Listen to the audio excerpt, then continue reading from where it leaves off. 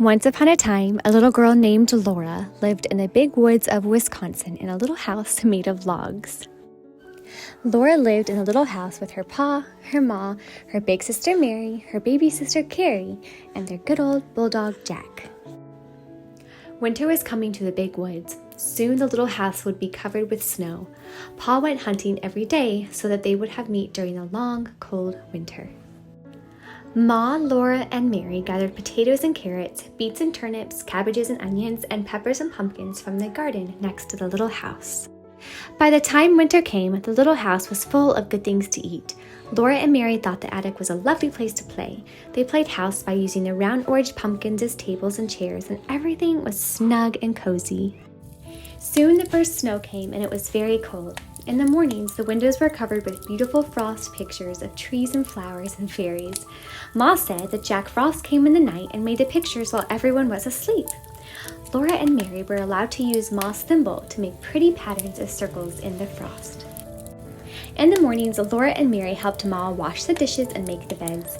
After this was done, Ma began the work that belonged to that day. Each day had its own proper work, Ma would say. Wash on Mondays, iron on Tuesdays, mend on Wednesdays, church on Thursday, clean on Friday, bake on Saturday, and rest on Sunday.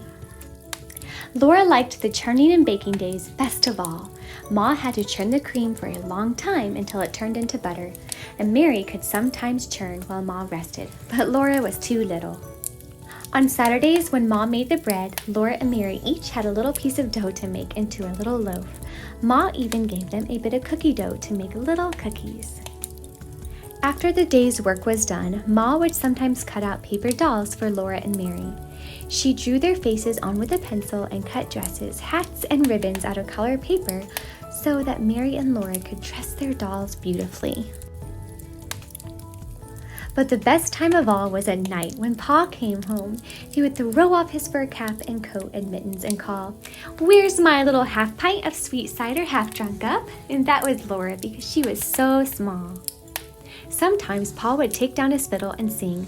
Pa would keep time with his foot, and Laura and Mary would clap their hands to the music when he sang. Yankee Doodle went to town. He wore his striped trousers. He swore he couldn't see the town. There were so many houses. Other times, Pa would tell stories. When Laura and Mary begged him for a story, he would take them on his knees and tickle their faces with his long whiskers until they laughed out loud.